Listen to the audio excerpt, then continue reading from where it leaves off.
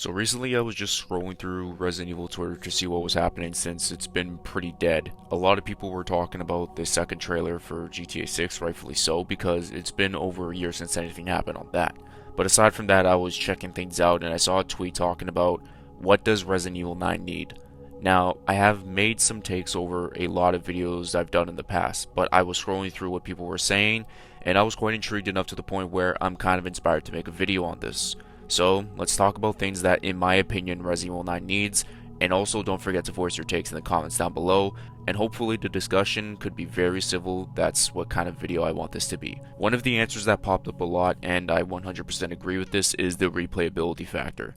I think Resident Evil 7 is a very good game, but I have had zero motivation or interest to replay the game. The unskippable cutscenes play a big factor in that game for me to not go back to it.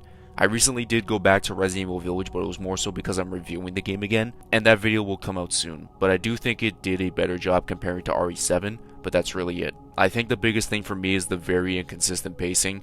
I always stop at House Beneviento because everything slows down, and that's when I take a break. I do it again after Moreau, and even in the middle of Heisenberg's factory. The best sections of that game for me to keep going is when we're in the castle and when we are exploring the entirety of the village before there is no turning back, and that's really it in my opinion. It tried its best to replicate what RE4 OG did, but it was nowhere near that level. RE4 Remake has incredible replayability, and I hope RE9 can follow suit, but if we are excluding remakes, the last RE game that had a very good replayability factor for me was Resident Evil 5. I understand RE6 has co-op as well, but I only want to play RE6 with a friend. And I know how weird this sounds, but I don't mind RE5 single player.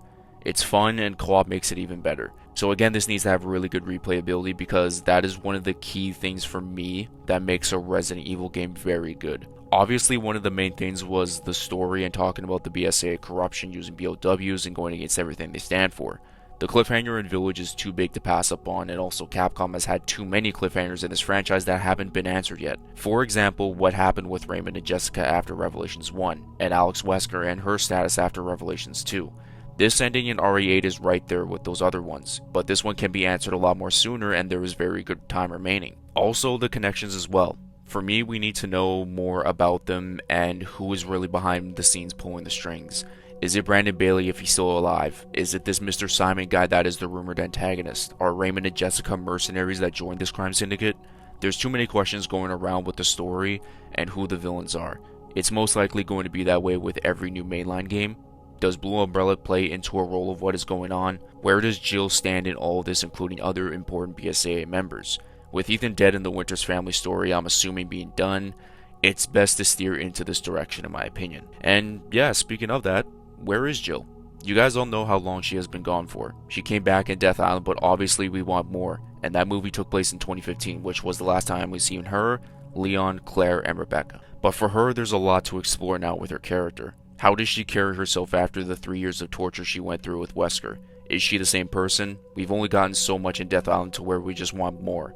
And now with her being one of the founding members of the BSA, witnessing her company use BOWs, which I know for a fact she would be against that, it's all an interesting thought process for us. Is it just going to be her, or is it going to be a multiple story campaign with another character? And that's another thing I need. It's been a very long time since there were two stories that intertwine with each other. RE2 Remake was the last one, and realistically speaking, it was nowhere near as good as RE2 Original. But I think Capcom knows that the big flaw in 2 Remake were the consistencies of the scenarios in 2 Remake, or should I say inconsistencies.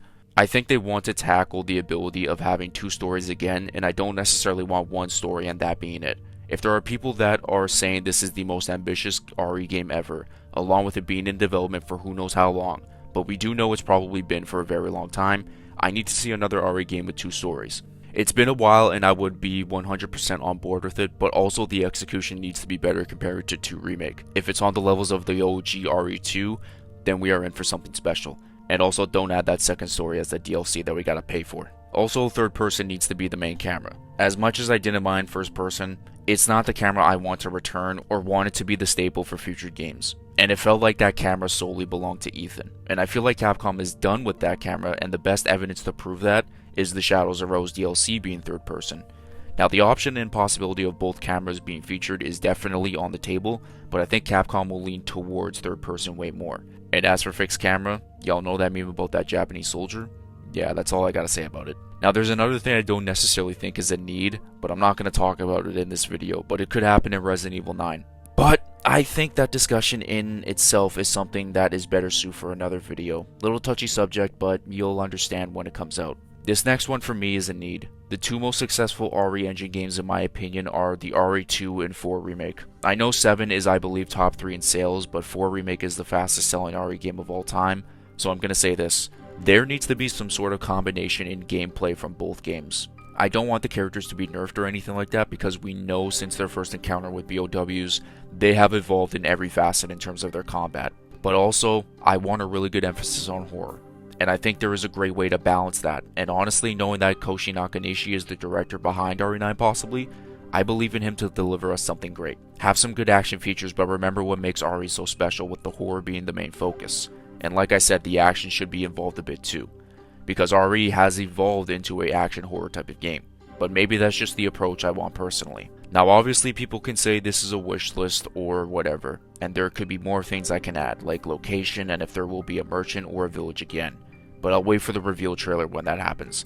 I know I've milked this game like crazy even though it has not released a fingernail worth of content or anything. But my excitement for this game is through the roof, and I'm really glad it's not heavily leaked as of right now. But aside from my takes and needs for this game, I want to know what yours are. Feel free to voice them down below in the comments. And if you guys enjoyed this video, be sure to leave a like on it to help it reach the YouTube algorithm, and subscribe to the channel for more content like this in the near future.